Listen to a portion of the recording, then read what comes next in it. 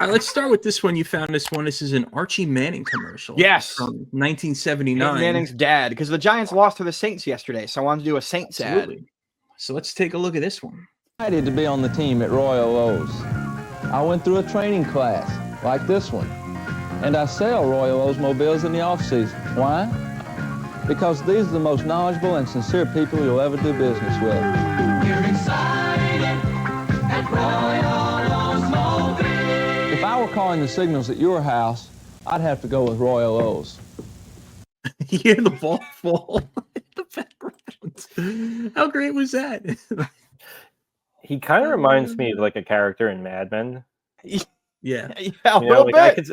I could see him trying to like goose the secretary, real quick. He's being one of the worst characters ever. Given like some of the Manning family history. Can we wait, Mike? Go back. This lady.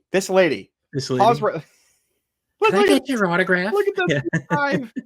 Look at the beehive. Oh, well, that's not quite a beehive. That's It's sure. It's around that era. Yeah. It's the turn of the 79 into 80. So close. I like. And I do love the fact that you have like in that shot. If you go back to it, you have all the women who are like sitting at their desks doing like the typewriting and stuff, and then you go to the next frame, and it's all the boys in suits. Yeah, like, and they're all like, "Hey, they think we listen to their opinions." Ha ha ha ha.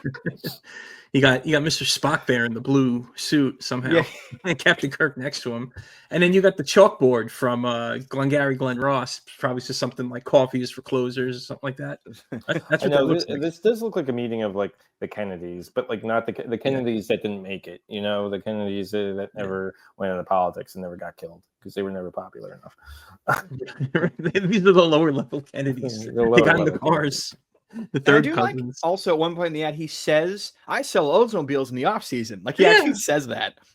Yeah, I was shocked. This is 1979, and they still had to have second jobs. But like, I think that was pretty common actually for athletes in like the 70s and 80s. Like there were a lot of baseball players that used to have like day jobs or off-season jobs, to make money. So that was not 30 uncommon. years where it's I think Phil Rizzuto and Yogi Berra co-owned a bowling alley back when they played in like Jersey or something like that. So yeah, I was reading that this guy Dick Allen, who just got into the Hall of Fame, he played with the White Sox. At one time, he had the highest contract in baseball, and it was like $700,000. I think George Brett, remember the dude from like the Pine Tar incident? Like he also had like a day job too. I'm actually just trying to figure out what it is right now. But like, yeah, I mean, like being a baseball player was like, it was a dream job, but like, I guess it wasn't like, hey, you're like made,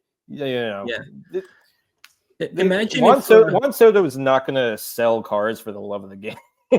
He's not going to just do it for fun.